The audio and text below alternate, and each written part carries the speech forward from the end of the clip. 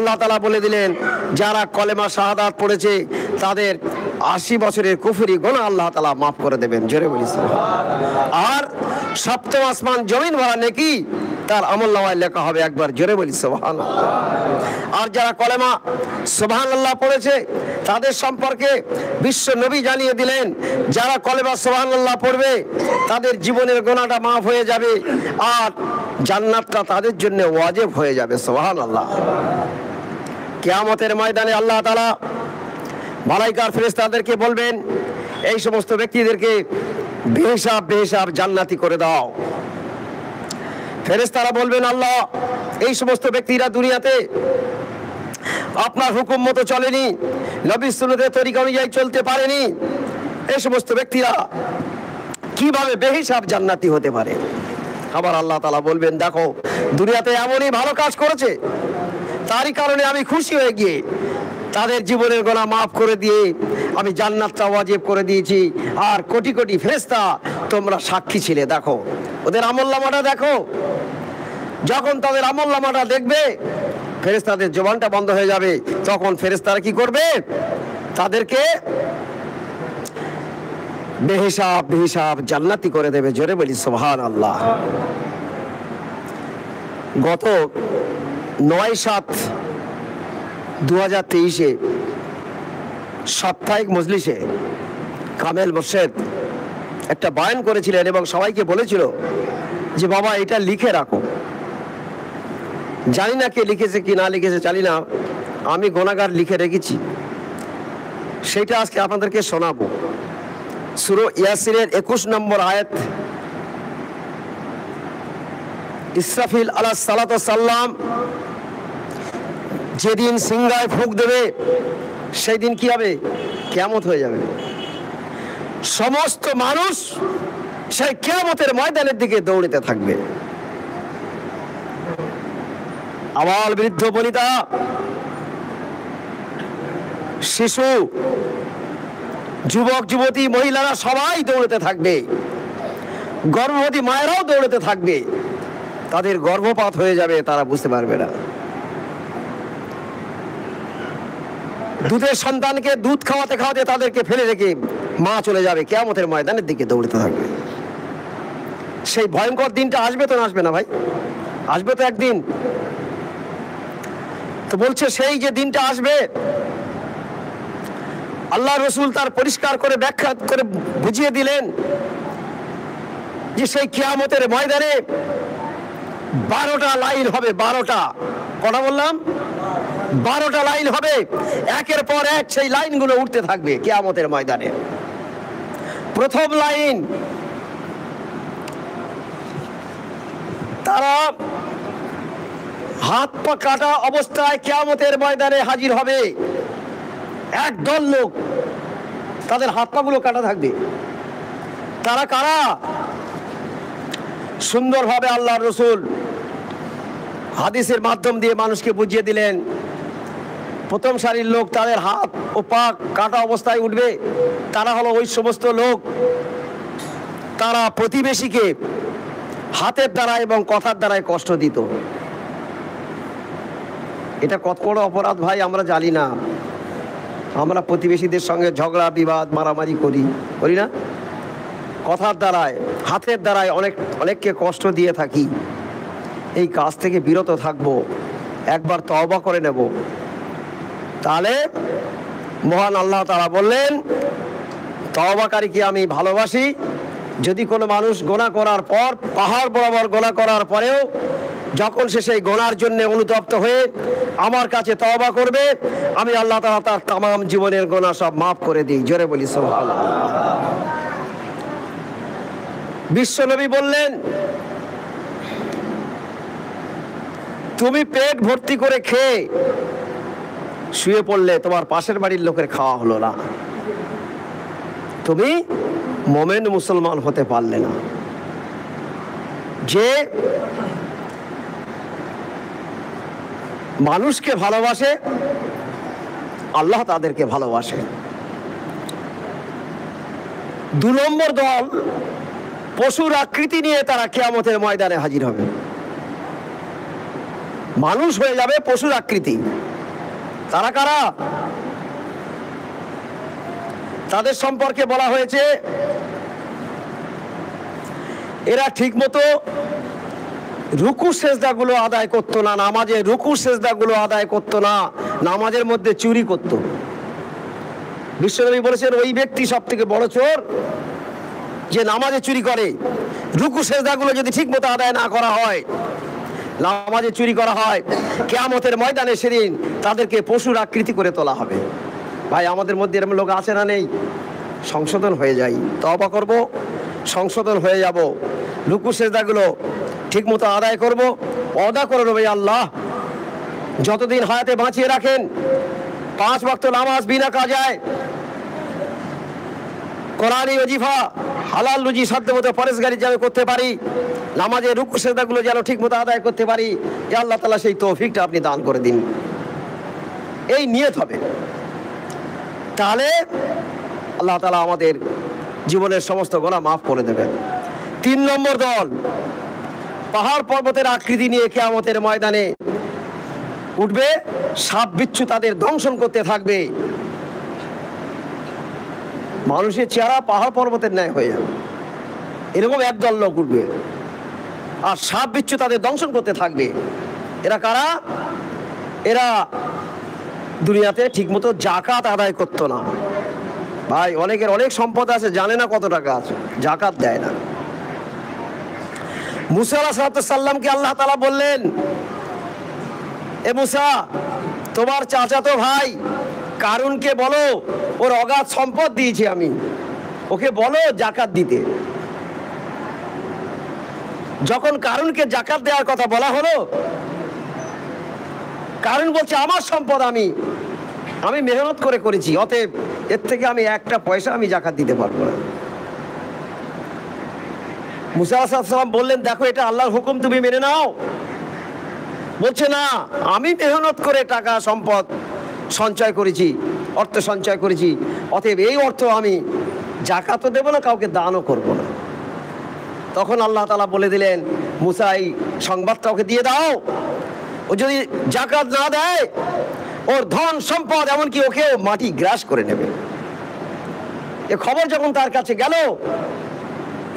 সে কিন্তু তার জায়গায় অটল থাকলো, বলল আমার সম্পদ আমি সঞ্চয় করেছি, আমি কেন আল্লাহর রাস্তায় ব্যয় করব, আমি কেন জাকাত দেব না, আমি এটা দিতে পারবো না। সঙ্গে সঙ্গে আল্লাহর গজব শুরু হয়ে গেল, তার ধন সম্পদ মাটি গ্রাস করতে লাগলো, এমনকি তাকেও গ্রাস করতে লাগলো, তার হাঁটু পর্যন্ত মাটি গ্রাস করে নিয়েছে। মুসা আলাইহিস সালাম বলছে, ভাই তুমি কি জাকাত দেবে? বলছে না, আমি উঠে যাব। আবার যখন তার কোমর পর্যন্ত গ্রাস করে নিয়েছে, বলছে এবার কি জাকাত দেবে? বলছে না, বলছে আমি উঠে যাব মাটি থেকে। আবার যখন তার গলা পর্যন্ত মাটি গ্রাস করে নিয়েছে, তখন বলছে ভাই মুসা আমি জাকাত দেব। মুসা আলাইহিস সালাম বললেন, আল্লাহ ও তো এবার জাকাত দেবে বলছে। তা বলছে দেখো আমার গজব যখন শুরু হয়ে যাবে তখন আর কোনো তওবা আমার কাছে আর কবুল হবে না। এই ঘটনা তো আপনারা জানেন, ফেরাউনের ঘটনা। একজন ফেরেশতা ফেরাউনকে জিজ্ঞাসা করছে, ফেরাউন যদি কোনো কাজের লোক, বা আপনি তো বাদশাহ, আপনার কোনো মানুষ যদি আপনার সঙ্গে নাফরমানি করে তার কি শাস্তি হওয়া উচিত? বলছে তাকে নীল দরিয়ায় ডুবিয়ে মারা উচিত। বলছে এই জায়গাটা আপনি সই করে দিন, এইটা আমরা প্রচার করব যে মালিকের নাফরমানি করো না, যদি করো আল্লাহ তাআলা তোমাদেরকে নীল দরিয়ায় ডুবিয়ে মারবে। সেই জায়গায় উনি সই করে দিলেন। আর যখন মুসা আলাইহিস সালামের বাহিনীকে তাড়া করে নিয়ে যাচ্ছে সমুদ্রের কিনারায় গিয়ে, তখন বলছে মুসা তোমার দল করার জন্যে এই আজকে আমাদের সব শেষ হয়ে যেতে হবে। মুসা আলাইহিস সালাম বললেন, ভাই চিন্তিত হও না, আমাদের সঙ্গে আল্লাহ আছে। সঙ্গে সঙ্গে আল্লাহর কাছে দুটো হাত তুলে ফরিয়াদ করলেন, এ আল্লাহ তাআলা আমাদের বাঁচার রাস্তাটা কি আছে? আল্লাহ তাআলা বললেন, আরে আমি তো তোমার সঙ্গে আছি, তোমার আশা বাড়িটা তুমি সমুদ্রে ফেলে দাও। যখনই ফেলে দিল সঙ্গে সঙ্গে রাস্তা হয়ে গেল। মুসা আলাইহিস সালামের বাহিনী সেই রাস্তা দিয়ে গিয়ে সমুদ্রের ওপারে চলে গেল। আর ফেরাউনের দলবল কি করলো, যে ওই তো রাস্তা বেরিয়েছে, চলো ওই রাস্তা দিয়ে আমরা চলে যাই। যখন তারা সমুদ্রের মাঝপথে এসছে, আবার আল্লাহ তাআলা সমুদ্রকে হুকুম দিল, তুমি যেমন ছিলে তেমন হয়ে যাও। তাহলে আল্লাহর শক্তির কাছে পৃথিবীর কোনো শক্তি পারবে বলে মনে হয় ভাই? আমরা দুনিয়ার মানুষ এটা বিশ্বাস করতে পারি না। তো তখনই সে তওবা করেছিল, ফেরাউন সেই সময় তওবা করেছিল।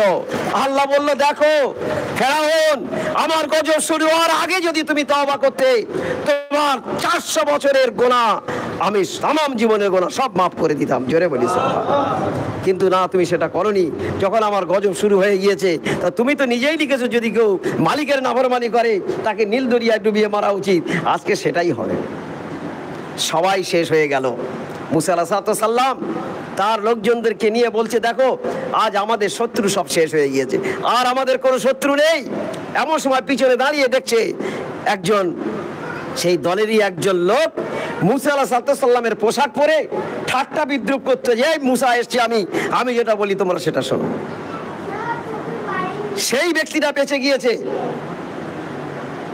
মুসা আলাইহিস সালাম বললেন যে কি ব্যাপার, আপনি কিভাবে বেঁচে গেলেন?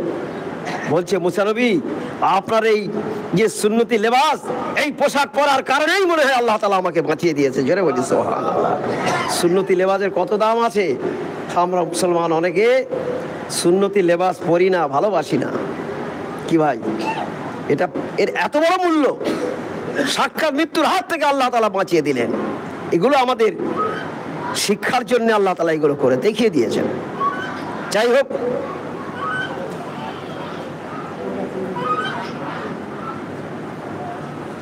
মুসা আলাইহিস সালামের চাচাতো ভাই কারুনের সমস্ত ধন সম্পদ আল্লাহ তাআলা গ্রাস করে নিল।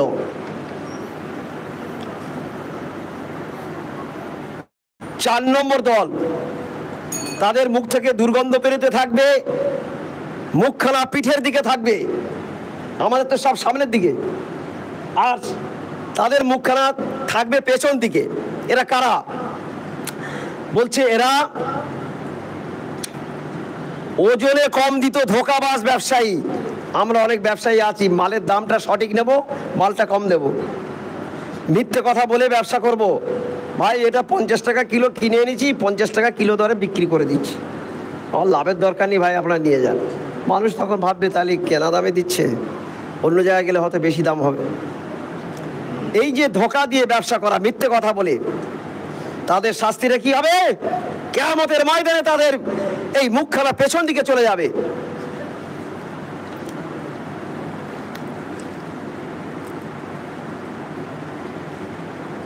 পাঁচ নম্বর দল, তাদের শরীরটা পচে যাবে, দুর্গন্ধ বেরোতে থাকবে। ওই সমস্ত লোক, তারা কারা?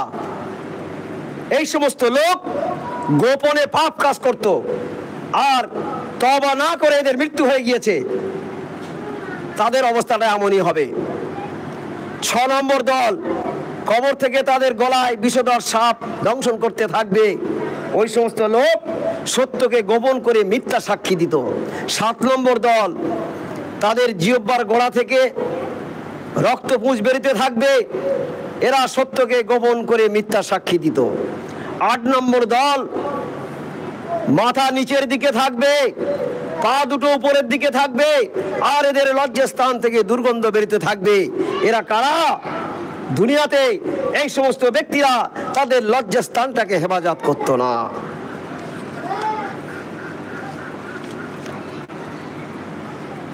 9 নম্বর দল, কালো কুৎসিত করে তোলা হবে, চোখ দুটি হবে পিল রঙের, পেট থেকে আগুন বেরোতে থাকবে।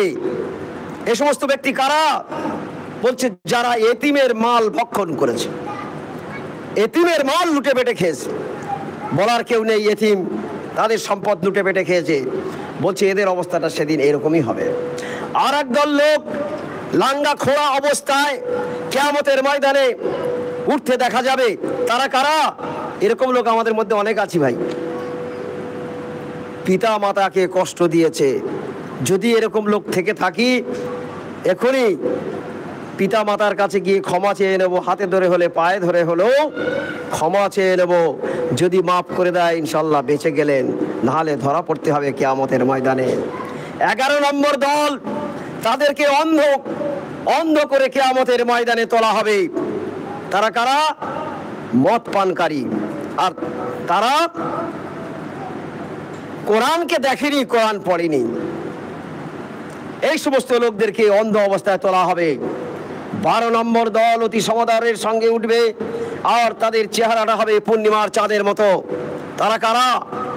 নবীন, সিদ্দিকিন, তাবে তাবিন, গস, কুতুব, রাকিব, নাকিব, ওলি আল্লাহ, বুজুর্গানের দিন, মাত্তাকি, পরেজগার, আল্লাহওয়ালা ব্যক্তিরা সেদিন ওই সমাদরের সঙ্গে কিয়ামতের ময়দানে হাজির হবে। আর চোখের পলকে ফুলসরাত পার হয়ে তারা জান্নাতে চলে যাবে। জোরে বলি সুবহানাল্লাহ। আল্লাহ তাআলা আমাদেরকে মাত্তাকি, পরেজগার করে, আল্লাহর হুকুম মান্যকারী বান্দা করে যেন কিয়ামতের ময়দানে ওঠার তৌফিক দান করে। আল্লাহুম্মা আমিন, আল্লাহুম্মা আমিন। দরুদ শরীফ। আল্লাহুম্মা